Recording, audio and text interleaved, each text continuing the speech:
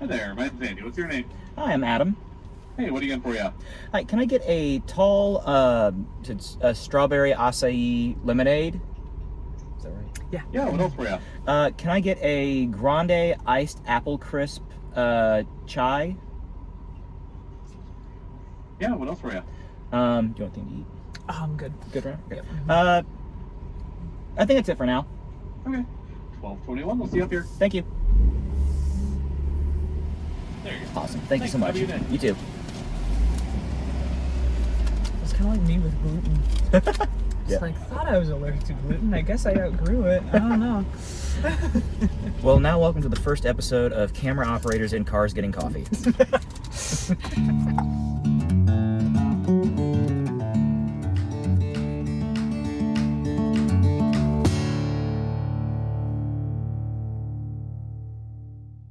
Hello, everyone, and welcome back to Filmmakers Blend podcast. As you can see in today's episode, well, you can't.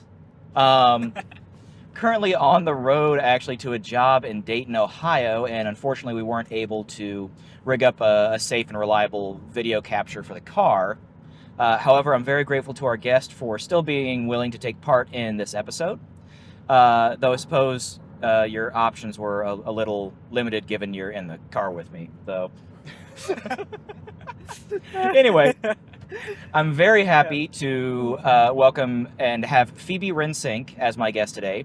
Phoebe has worked with Fierce Little Bird since her graduation from Ball State in 2023. Actually, you were working with me before that. You were still a student when we first started working Yes, together. in February, I think it was, of Yeah. my senior year. Yeah, that's right. Because that, ironically enough, also went to Ohio. Except it was Cincinnati. Yep. But as I said, Phoebe's a recent graduate of Ball State. She's a Department of Media and also a BSU swim team alum. Phoebe works as a videographer and editor for Community Access Television Services in Bloomington, Indiana.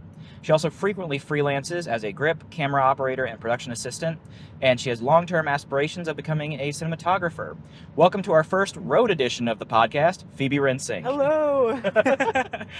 Well, again, Phoebe, thank you for joining me. I know it's a unique situation. Yeah, no, this is fun. This is great. We normally chit-chat anyway while we're driving. Oh, yeah. But, so, it is just a very different situation. And if you hear any background noise, again, we're in a car. We're driving on I-70. So, unfortunately, we'll clean it up as much as we can. But all that being said, Phoebe, part of the point of the podcast is to, number one, highlight various positions in the industry and various individuals. And I think it's really interesting and also important to interview someone like you who is essentially just starting out in the industry. You just graduated last year, and I think you're finding finding a pretty solid footing. In my opinion, I don't know how you feel, but in my opinion, sure. you are. But as you're getting into the industry, you're getting into the workforce. I think it's important to discuss what that's like, both for people who are looking for people like you, but also for people who are about to be in your position. But all that being said, I think it's always important first to just ask, what drew you to the media industry to begin with? Yeah, so I've always been like artistic and creative and always wanting to make things. I've always been very like visually oriented. I drew a lot when I was younger. I paint a lot. Anything where I could work with my hands and make something visual, like I'd be doing that. And I was very fortunate. The middle school that I went to has a nationally recognized video production program, Okay. which I didn't even realize was something you could do until I got to middle school and I was handed a camera for the first time. And that was when I was like, oh my gosh, this is what I've been looking for. like everything that I'd been making and writing up until that point, like I realized like, oh, what I want to make is movies. This is what it's been. 'Cause like even when I was younger, like I just watch movies over and over and over again. I'd draw stuff and I'd write stuff, and everything would be kind of revolve around what I was observing in movies, and like there was a magic to them for me, and Yeah. realizing that was a profession that someone could have was like there's no going back after that. It's Yeah. like this is what I'm going to do. I've never wanted to do anything else. It's always a magical moment when you have that, you toy around with various things like, oh, what lights a fire in me, what is something I want to spend the rest of my life doing. Yeah. When you find that thing that just ignites that fire, Yes. it's such a magical moment. Yeah. So with that, so far in Filmmakers Blend, we've talked with an audio specialist and animator, motion designer. What you talk about you want to be a cinematographer in the long term. That's your goal. Yep. Why? Like why camera? So camera is interesting to me because it's a rare profession where you can be kind of left and right brain, which I've always been kind of a weirdo about. Like I'm very creative. I've always been creative and artistic, but I am also like I loved math and I love logic and order and I'm analytical and I need things to be like organized and like in their place. And camera, like it helps to be both because there are like it is very artistic. It's one of the most boundless forms of creative expression. I think there's so much you can do with cinematography, but there's also like a right and a wrong way to do certain things depending on the situation. It's an art and it's a science.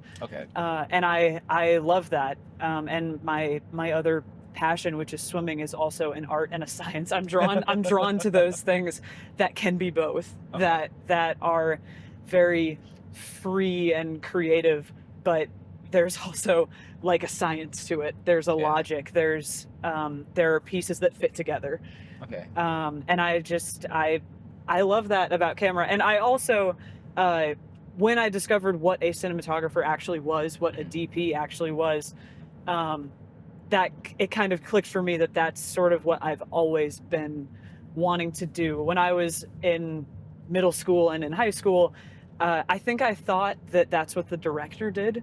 Because I've always wanted to be behind the camera. That's always where I've been drawn to.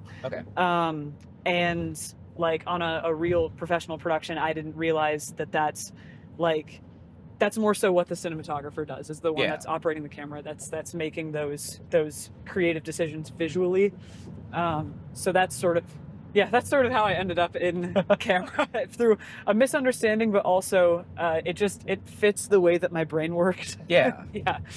Well, I think that's always good to find like to find those avenues like that suit your personality. I find that very interesting that you enjoy math. I loved calculus. Oh God, I loved it. Where's Mike? Where's Mike when I need him?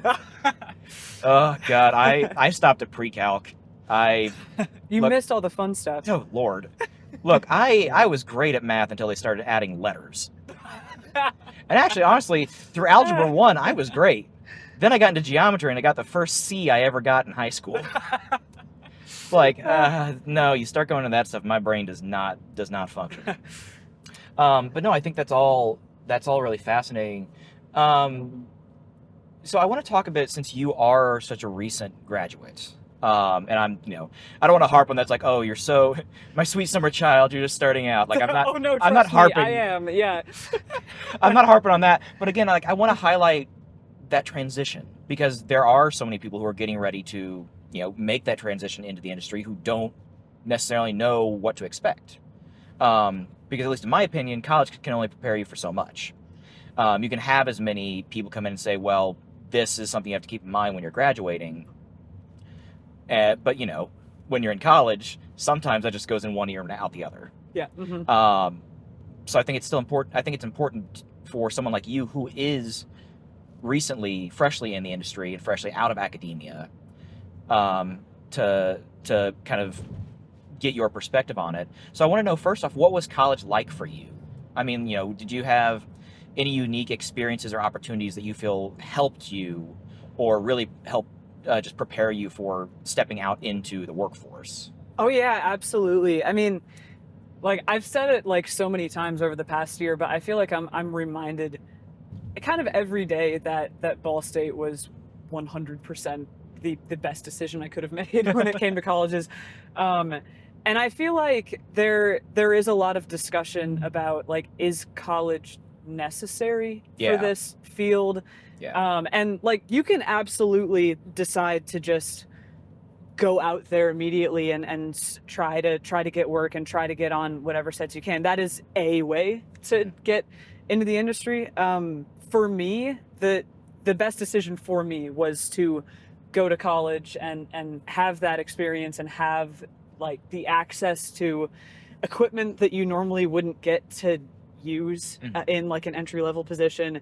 The networking with not just like other filmmaking students, but with the alumni network that your school has, like that. I mean, that helped me get my foot in the door in the industry. I mean, my first freelancing gig was with you, and it's because I went to get lunch with you between classes one day. Yeah, it was you, me, Paige, Waters, Ben. Ben Strack, and then there was another senior. One of my classmates. I think. Who no offense to him, but I can't remember his name. Because I remember he was planning on going on to get his master's, wasn't he? Yes, I think that's what he was doing. That, I mean, I wouldn't have had that if I didn't go to Ball State. And like all the alums that I met in LA last night, two years ago. Oh my gosh, almost 2 years ago. Like I wouldn't have that if I didn't go to college. And just the programs that Ball State has, what is now the Radiant Cinema program. I mean, it's just so amazing the way that what they've turned that into. Yeah. And even what it was when I was there, like that, like as much as anything prepared me to be on a professional set and gave me experience in various roles that some of which I definitely wouldn't have gotten if I just started off as like a PA in the world. And so when you were still there, Radiance was still CEI, right? Yes. And so for those who don't know, Radiance Cinema is a new program and a new initiative at Ball State that replaces its previous, we'll call it the actual filmmaking classes or class for the upperclassmen. That was a partnership between the theater department and the media department, and also I believe the English department, where English students would write the scripts, the media department would have students who shot the films, and the casts would be made up of juniors from the theater department. So at the time that was called CEI, it had existed for a long time. It is now Radiant Cinema, which is still, I think it's still similar structure in regards to like where those positions are sourced from. Yeah. But the difference is, previously at CEI, it was one semester. Yes. Yeah. It was one semester. And now it is a year-long class. Because that one semester thing made everything very rushed. It made it difficult for scheduling with the theater students. Because they were also having to do their stage productions. So now my understanding is with Radiance, junior year, the juniors will not do any stage work. They will be purely film. So they get to focus on film and TV, but it means more time for rehearsals and casting and proper scheduling for filming everything, making it a smoother production process. But the big thing is, besides all this, they have a community partnership with Indie Shorts as part of the Heartland Film Festival. Yeah. And correct me if I'm wrong on any of that. No, yeah, that's right. Yeah. And so, did you get to go to? I unfortunately was unable to go, but did you get to go? I did go. Okay, so how was it? It was amazing. I was so jealous. Yeah, I mean, we didn't. Our CEI premiere my senior year was in a classroom. We sat at desks. Like, I was so jealous, but like it was so cool. Just seeing, even just in the past year, what that program has turned into. Like, I mean, Ball State is like, That's where you go if you're Right. in Indiana and you want to learn film production. Like, Because the thing is, like, they get to say, so as part of this partnership, they have guaranteed viewing slots for all the films. Yep. So Yeah. all these students get to say that they have had films premiere at a professional film festival, and they get to see what the film festival process is like. And, that's the networking and they admittedly they already have a showing, like that's guaranteed, so they don't have to go through the portion of submitting and hoping that they get selected. Yeah. They do get to bypass that. But they get the networking. They get to see all these other films that are being premiered at Indie Shorts. It is such a boon to these budding professionals. And I'm in the same boat as you. I'm on the Media Alumni Council, so I get to hear all the new things that they're getting with the studio renovations and the virtual production wall and the curriculum augmentations or alterations. And I'm sitting here like, I am so happy for these students and also so incredibly jealous. Yeah. It's like I have to like try and find ways to do stuff like that now because I have because I have to pay for it as an adult, not as a student. It's like you don't realize that everything gets harder when you don't have the university resources. Exactly. When you have to find your own resources. Yeah. But I am so grateful. I'm so grateful for what Ball State is offering these next generations of media professionals. Yeah. And so, I think you already kind of touched on this, but like, how do you feel? Maybe from a curriculum standpoint, maybe it goes beyond the curriculum standpoint, but how do you feel that college, and I guess we'll focus on Ball State on this. Yeah. This is turning into a little bit of a Ball State podcast. It really is. I swear to God, I'll have more people on that aren't all Ball State grads, but look, we're everywhere. We're everywhere, man. But how do you feel that college prepared you for stepping out into the workforce? So it prepared me in a number of ways. I mean, on the media side of things, just all of the hard skills that Ball State gave me to be able to function on a professional set. Because I realized pretty quickly, like once I got into college, like it's not just about like, okay, this is how you direct a movie. Like, I mean, yes, and all of those, like all of the like artistic techniques to filmmaking are very important, and you do get a lot of that. But Ball State understands, and my professors understood, that not everyone can be a director, and you're not going to be a director when you step out of college. No. You have to be able to work in a number of different set positions to work your way up to that. Yeah. So you have to know how to wrap a cable, like how to slate something, how to use a C-stand, and all of the etiquette that comes with that. Like you got to know all of the lingo on a set, because it's almost like a different dialect. Yep. Like being on a set and knowing what everything means and knowing what to say in certain situations. Yeah, I'm jumping ahead a little bit here, but since you have worked in a G&E department a couple times, were you thrown off when someone asked you to hand them a butt plug? Well, I wasn't, because I remember having that discussion in class. I remember Ben like having that discussion with us, and actually the gaffer that I was working with on the last time I was in G&E was telling us that they're trying to phase that out.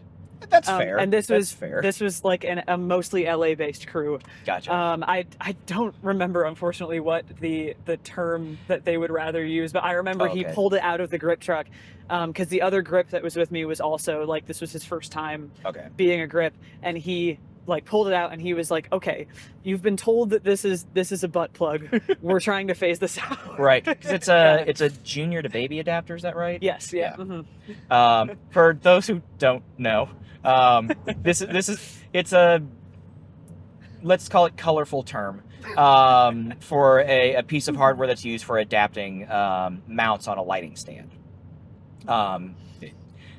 There are some very colorful terms that currently exist in the film industry. Some are obviously trying to be phased out or made more, we'll say family friendly.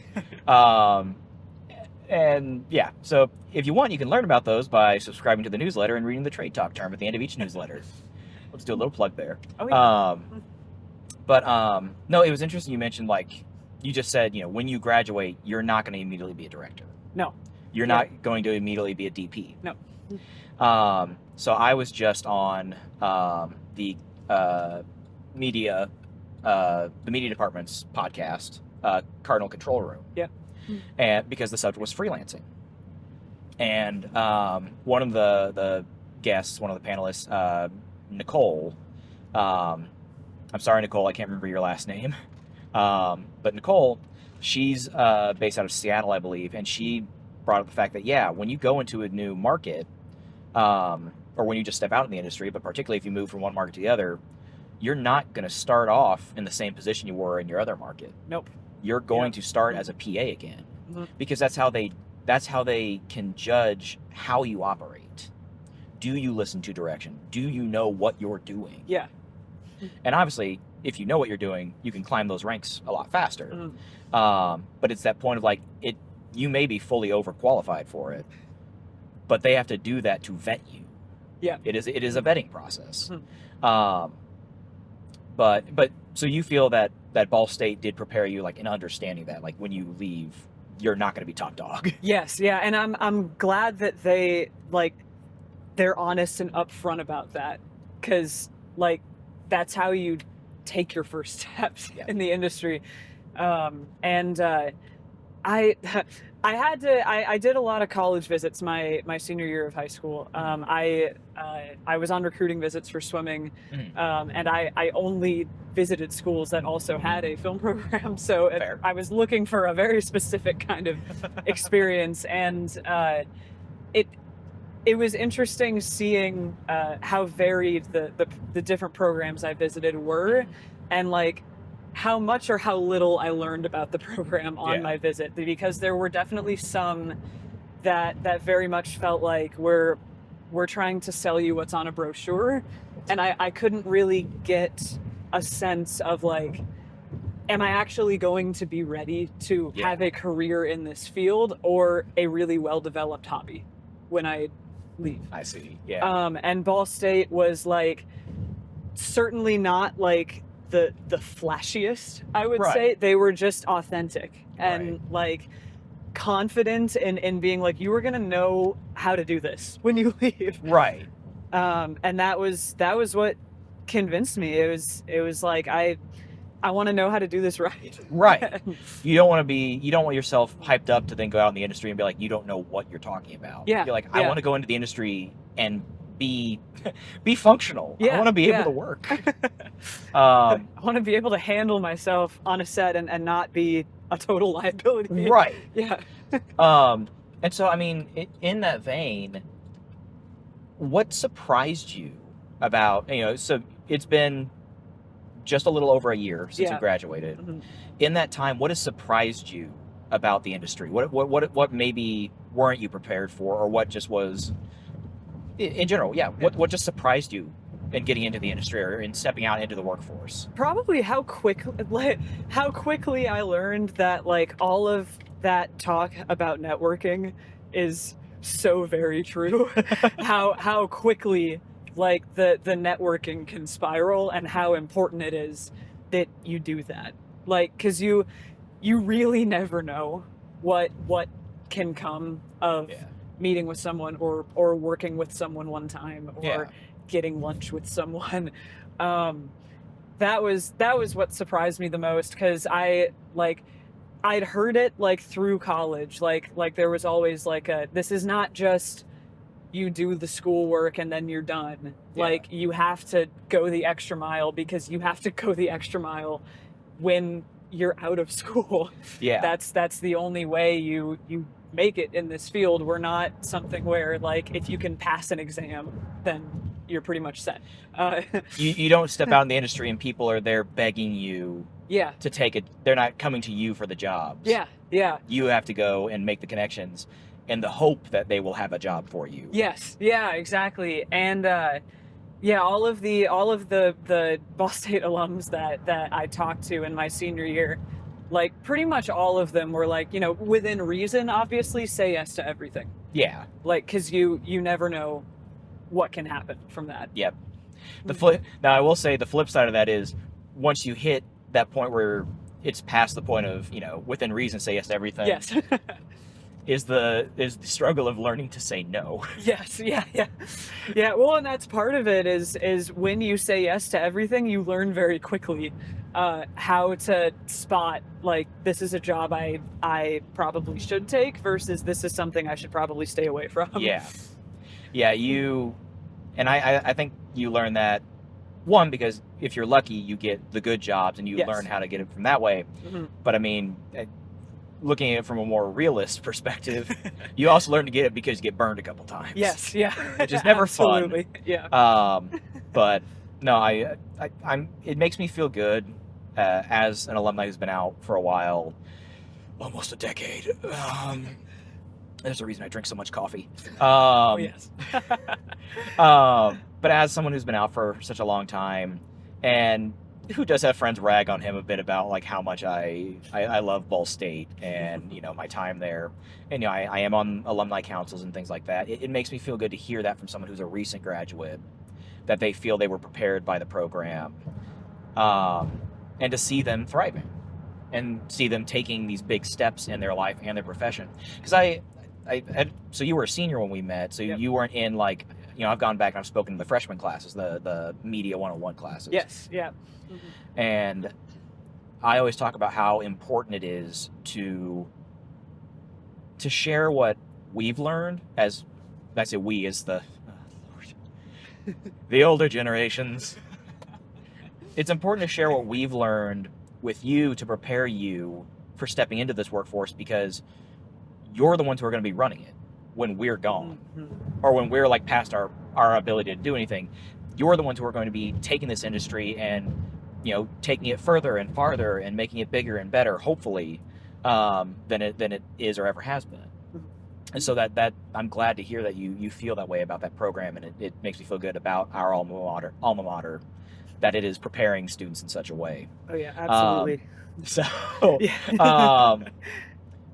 So leaving academia, you have been able to bounce around through a number of departments. Yep. Like you were just, we mentioned that you've worked in G&E, you PA a lot for me, you've been a cam op, you've done BTS, camera operation for me.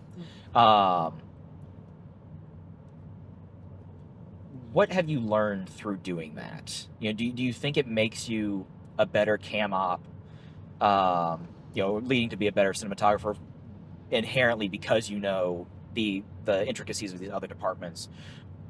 I guess in general, how do you feel about the fact of bouncing between departments? No, I definitely feel like it's been beneficial. Like, and it does help me as a cam op, because I know how all the pieces fit together to make a project come together. Like when I know what other departments are doing and why they're doing it, it helps me like work in a way that helps those departments and doesn't make everything more difficult for them. Right. And especially when it comes to being a cam op and being a DP, I feel like being a grip has really prepared me well for that, because I've gotten to see like the physical like builds that have to be made to achieve a certain look and achieve a certain shot. Like the sets I've been on where I've been a grip, I've like been really inspired by those and seeing what different DPs do to achieve a certain look. And I can take that with me as a cam op and be like, okay, well, when I have grips working for me, this is what I will ask of them, and this is the equipment that I'll need, and this is what I would need from them to achieve this look that I'm going for. And just with all of the departments, like just knowing how the puzzle fits together and knowing a little bit of best practices in kind of everything, like it just helps me navigate a set better. It helps me be more fluent in that dialect, I guess. Like, cause like increasingly, like with each new set I'm on, I'm like, okay, like I understand a little bit more of what's happening. And if I don't, like I can ask someone, and that's a new term I can add to my language on set. This industry inherently requires you to constantly be learning. Yes. Yeah. And I think I think what you said is good because I share the same feeling that knowing how other departments work, how they speak, what's necessary to achieve certain looks or results, um, it makes you better in your role, whatever that role may be, because you know how to work together. Yep. So I've gotten the chance to speak with a number of people in the industry over the last several years, and these are people who have been established for a long time, and they've established themselves in this industry. With you being relatively new, I want to know what your day-to-day is like between your day job and freelancing, because that is the thing with the people I've spoken with. They are either already business owners, so that's what they do, or they're freelancers, that's all they do. You are in that unique position of, since you're still getting established, you do both. You have your day job and you have your freelancing. So what is your day-to-day like? So my day job, I work for Cats. That's a public access television station in Bloomington. We shoot all of the city and county government meetings, and then any just community events that people ask us for. So we'll be shooting the Lotus Festival in about 2 weeks, which is always super fun. But that it is a production job, but it's unique in that it's like a regular day job. It's every day. And every day is different because I'm on a different meeting every day. Yeah. So those are just little 2-person crews. One person mans the camera, one person runs audio. They're very simple shoots. A lot of the time it's like a one camera, like we got to just set up in a corner, make sure the meeting is visible and audible. And then sometimes we're in City Hall where we have these little remote cameras and we sit in a closet. But that's been super, super valuable to have a regular job that's also a production job. Yeah. Because I get experience every day, and especially just coming out of college, it kind of nailed down a lot of the skills that I just didn't have enough time in college to really solidify. Things like understanding signal flow and understanding why a camera needs to be built this way, and especially sound mixing, because I didn't do a ton of audio production in college. And when you start off at Cats, you are mixing audio every single day. So that's my day job. That's mostly in the afternoons. I have another part-time job. I'm a graphic designer at an apparel company in Bloomington. So that's less to do with production, but I still I have to work in Adobe Illustrator and CAD work. So just getting comfortable working in different programs and managing visual media and understanding vectorized graphics versus raster graphics and that sort of thing. It's a weird specific skill that I can take with me. Well, and because in college they are preparing you to step out in the workforce, but you're being prepared with the foundations. Yes. Because to get into those deeper intricacies, that could take. It takes years to get into the intricacies and fully know it in and out. So between both of those is where the freelancing happens, which sounds insane, and it often is. But I'm lucky in that both of those jobs have enough flexibility that I can still freelance.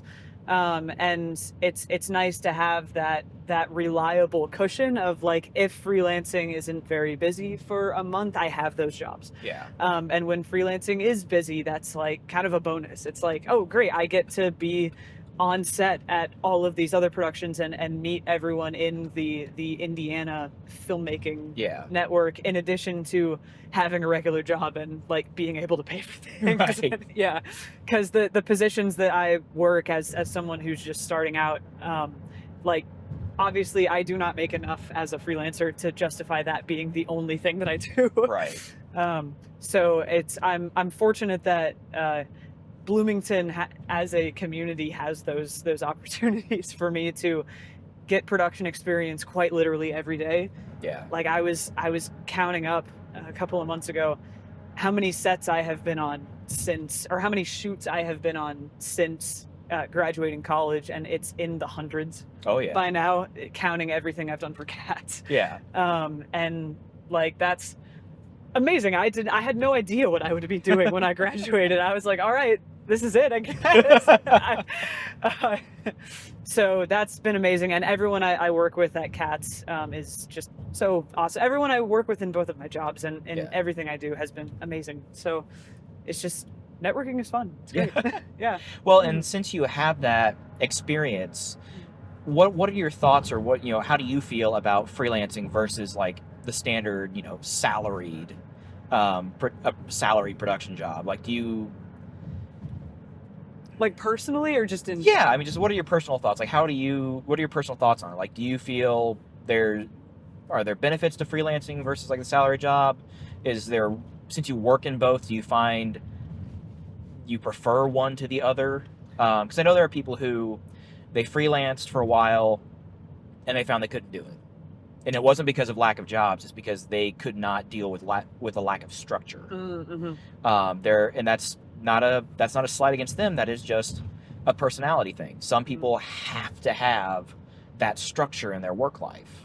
So I guess what are your thoughts on it though? Since you are currently getting to work in both of those worlds. I guess it would depend on the job. I mean, having that balance right now, I enjoy doing both, and there are pros and cons to both. Like, I would say overall, the best experiences I've had in production have been through freelancing. That's been the closest to what I ultimately want to do. That's like the closest I ever get to like filmmaking. And like in that sense, freelancing is definitely like, I guess, the better way to go than like a salary job, because those would be a lot more rare, unless you're really working your way up. But it is nice to have some kind of a structure. Freelancing, it is very unpredictable, and it can be long hours when it's on. But there's definitely pros and cons to both. I feel like I could adjust to being a freelancer full time if that's what happened. But it is definitely nice to have kind of a bit of a cushion of like, I have something coming in. If things dry up for a little bit. Right. Yeah. The cushion, the guaranteed pay of a salary position is nice. Yes. Yeah. So I mean, thinking of all that, and knowing that you have gotten to freelance, and you just said like some of the best experiences you've had have come from freelance jobs. What have you learned in your time freelancing that you didn't expect to learn? Ooh, I guess this will kind of tie back to like talking about college earlier.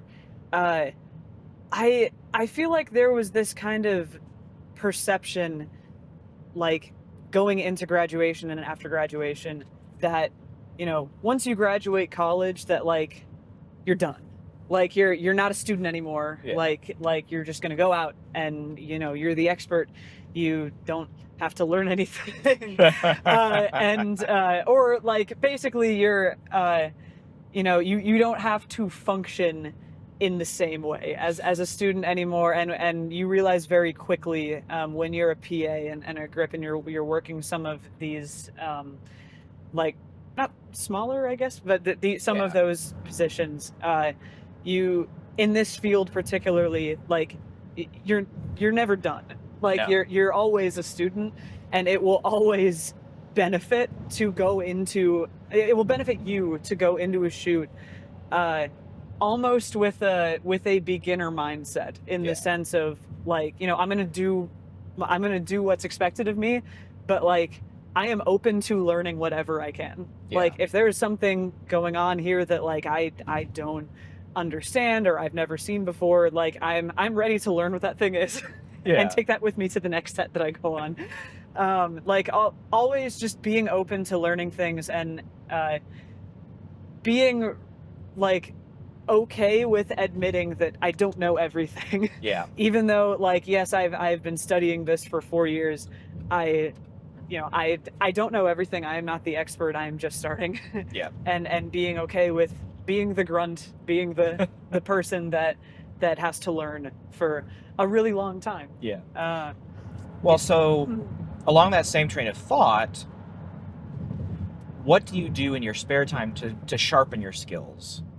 Oh, well, when I have spare time is rare, but yeah, I mean, this was my hobby before it was my career, so Right. so I'm always like looking for things to shoot, even if it's just like high school cross country meets. Like Yeah. that is a great opportunity for me to bring my camera and try out a new lens. I'm always like testing out new equipment, trying to recreate certain shots from movies and TV shows that I like. That's been super valuable. Just Yeah. like having to figure out how something was achieved. It really teaches you how light behaves, how to bend and shape light the way that you Yeah. want it. So I do a lot of that, just looking for these random little projects to try something. I'm always wanting to try something new. And then just kind of staying updated on the industry. I'm in a lot of Facebook groups, and even if I'm not at the point yet where I can start like bidding on some of these big jobs that come Yeah. through Facebook, just being in those groups and seeing professionals interact and seeing kind of the lingo that's used and Yeah. catching up on what's going on in the industry. Like you learn a lot just from like seeing a lot of these interactions and seeing like this is how it goes down. This is how it works. So anything I can do to like just try things and experiment, like when I have free time, that's usually what I'm doing. Gotcha. Yeah. Well, so along that vein, you recently posted about a project that you've been working on called Don't Fall Asleep. Yes. Can you tell me what this is? Or Oh my gosh. how much do you want to share? Because I know you're still like releasing some teaser things about it, and when I don't know what all you'll have released by the time this episode comes out. This episode will come out the first Monday of October, so I think that's Okay, it'll be out by then. Yeah. okay. Mhm. So by the time this is out, the project's out. Go watch it. But so yeah, can you tell me what is it? What is Don't Fall Asleep? So, I mean, I kind of struggle to categorize what it is. That it is the result of a lot of the experimenting I was talking about. It started from I had a couple of new lenses and some lights I wanted to test out, and my mother was a subject that was available. So I had her sit down, and I was trying like this kind of interview setup. Yeah. And I needed some kind of audio. Like I was like, I might use this for something. So I told her to just tell me a story about her favorite race. She was a track runner in college, and I asked her like, what was your favorite race? And what she ended up telling me, it's something about it. I was just watching it through, and I was thinking, I could make something with this. and I had been like going to different high school track meets. Yeah. She's the coach of the local high school team, and I'd been like getting pictures for them and getting video for them, and I had all of this footage from these track meets. Yeah. And I kind of put two and two together, and this sort of spiraled into a short documentary. Like she was telling me about this race, and I ended up having two of her athletes who were so generous for letting me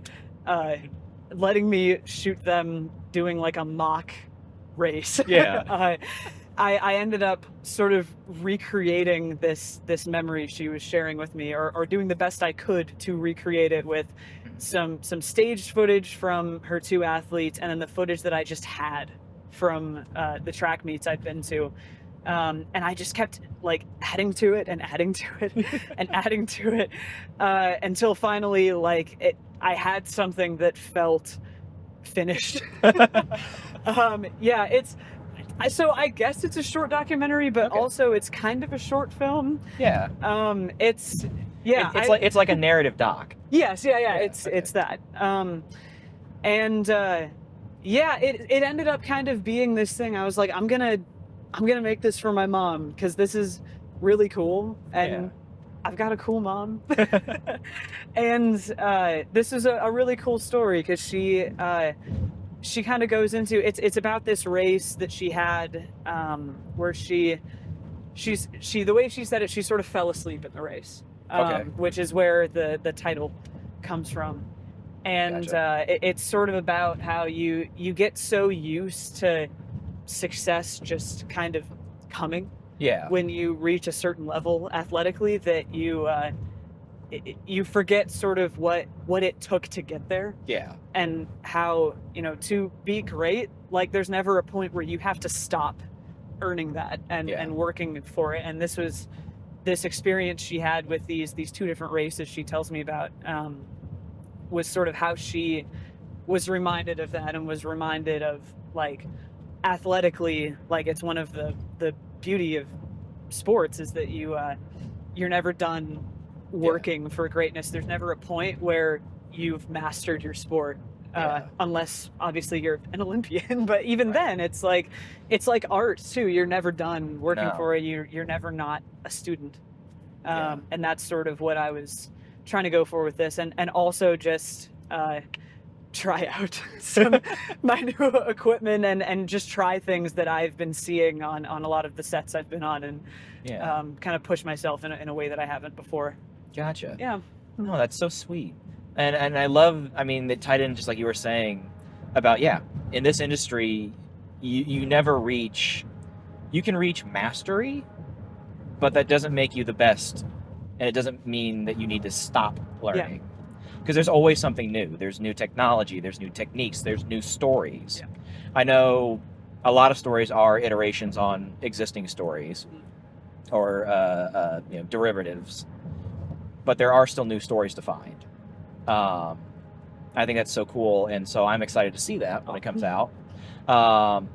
So you and I have talked about this a little bit the last time I saw you, but what are your plans for the future? I know you want to be a cinematographer, but like, what's next? So eventually, and by eventually I mean it's looking like sometime next year, I will move out to LA. Okay. That's sort of been my mission since graduating. Everyone I spoke to during the LA trip that my class took my senior year was like, you know, it's out here. And I want to work in features. Yeah. And I love like everything that I've been doing here, but my ultimate goal is to work in features. Yeah. And that's pretty much where you start. And I've lived in Indiana my whole life. I want to get out of my comfort zone, and I finally feel like I'm in a place now where I can do that. Yeah. With swimming, and that sort of was a big factor that was kind of keeping me here, Gotcha. and keeping me like wanting to be sort of close to home. Yeah. And now that like this is my full time now, Yeah. I'm always just gonna think about it if I don't go out there and try. Yeah. And I've heard from everyone I've talked to about like, you know, these are my plans, that, you know, things are hard right now. It's not going to be easy, and I'm aware of that, and I'm looking forward to it. Like, I want to be challenged. I always want to be challenged. Yeah. And I feel like everything I've done in the past year and a half or so has been getting me ready to like function in this field as a professional, and not just like someone who really likes making movies, you know. Yeah. No, I think that's great, and I hate that we're losing you. Because you've been wonderful to work with over the last year and a half. And I've told every time I introduce or like recommend you for something like to new people, I always tell them how quickly you impressed me on that first job. That first job, because it's going to be a really, besides the fact that you were eager and ready to learn and that you were patient with everything, the thing that showed me that you were dedicated to this industry when we were packing up that night, and I was still having to go get like other footage and like moving stuff out, you memorized how to repack my camera case. You knew from that one time, it's like, this is how he has a set, and you put everything back just how it was, which even Josiah doesn't do. Josiah puts my... Admittedly, the last time he did that was because he was shooting a wedding, and so I'm sure he was tired. But it's like... But you took the time to be like, and saw, it's like, this is how this is packed, so it goes back that way. Which, it's a small detail, but to me that was an important detail. So I'm sad that we're losing you, but I wish you It nothing... won't be for several more months, but... Yeah. I know, but still, it's like, I'm wishing you nothing but the best. I'm excited to see your journey continue. We're wrapping up the podcast now. I've been ending all these with like 5 rapid-fire questions. And these are first things that pop to your head. Doesn't have to be super in-depth, just things that, top of the head. So, question number 1, who's your biggest inspiration in the industry?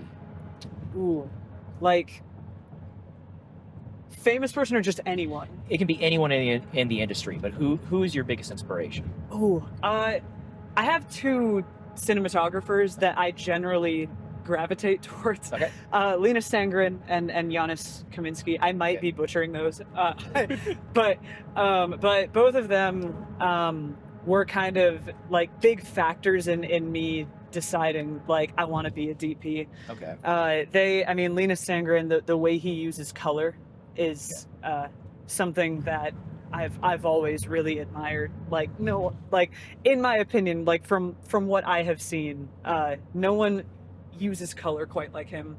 I saw Saltburn in a theater because I wanted to see his cinematography. That was, for other reasons too, but that was the main reason. Gotcha. And same thing with the West Side Story remake with Janis Kaminski. That was stunning seeing that in a theater, and just the way he can make his images look so gritty, but not like dark. Like they're striking. There's a texture to them that I don't see anywhere else. That's amazing. That's like I want to be able to create images like that. Yeah. Favorite project or production memory? Definitely The Third Roommate, which was the CEI short film that I was the DP for my senior year. Yes, my senior year. That was the first semi-large production that I ever DP'd for, and it was just the best cast and crew ever. We worked so well together. Everyone was we were all super good friends. After that entire experience, and we didn't know each other before the shoot. It was just the luck of getting put to this is the class project, this is who you're put together with, and we were all super good friends coming out of that shoot. It was just such a smooth production. Everything went really well. It was my first time really getting to experiment with okay, I'm gonna create a consistent look for this short, and see it through to the end, and make it as best I can, having never done this before. And it was so much fun, and it was really a foundational experience for me. This is, I want to be doing this for the rest of my life. What is your dream project? Ooh, currently to work on a major feature, any feature. I'm not picky on genre. Just to get on a major feature, and eventually to DP a major feature film. If I had to name any specific people I want to work with, Denis Villeneuve is one of my favorite directors. That would be incredible. I know a DP doesn't really work with actors per se, but it's just an unreasonable goal I have, is to be on a production with Emily Blunt. Okay. That's a weird thing I use to motivate myself. It's a weird goal, a weirdly specific goal. But honestly, being on any major feature that would be a dream. What's your production pet peeve? Ooh, when crafty isn't good. No, like when That is a good pet peeve. when there's not enough. I was a swimmer in college. I still eat like a swimmer. I need food to keep going. I mean, everyone does. It's a Right. healthy thing to A be. film crew is much like the military. Yeah. Everyone marches on their stomachs. Yeah. So when there's not enough, and when it's not like good, Yeah. like stuff that's going to like be good for you and not like give you a sugar rush and then you'll crash Right. like later. And then particularly on freelance jobs, not getting paid in a timely manner is always frustrating. Yeah. And last question. Normally I ask, what advice do you have for people in the industry? But given again your like place in the industry right now, I want to ask, what advice do you have for aspiring media professionals? What advice do you have for the people who maybe are just starting their collegiate careers, or people who are where you were, a year and a half ago, where they're just getting ready to step out into the workforce? Yeah, I guess. I mean, like I said earlier, know that you're never done being a student, and it will always benefit you to go into something with the assumption that like I'm going to learn something. Like soak up everything that you can. Take any opportunity that's thrown at you to work with someone or to be on a production. Network. Meet people. Be social. Yeah. There was something else I was going to say. Yeah. I guess learn as much as you can, and graduating college is not the end. That is step one. Some might even say step 0.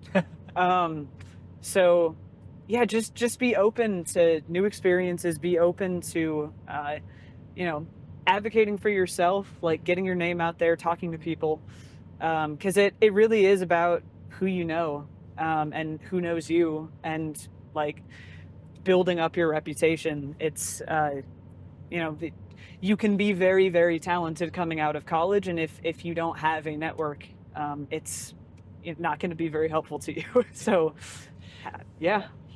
Well, I think that was perfect timing. We just passed into Ohio. Woo. Phoebe, thank you again for agreeing to be on Filmmakers Blend. I really appreciate it.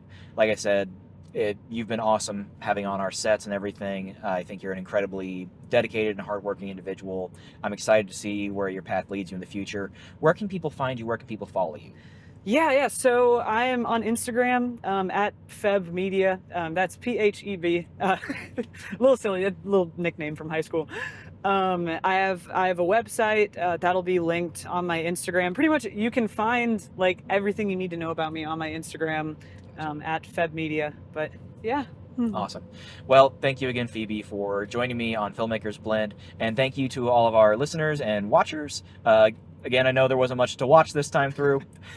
We appreciate all that, especially with any sound things with road noise. But again, thank you, and I look forward to again seeing Don't Fall Asleep and everything that your journey brings you in the months and years to come, Phoebe. We'll see everybody next time in the next episode of Filmmakers Blend.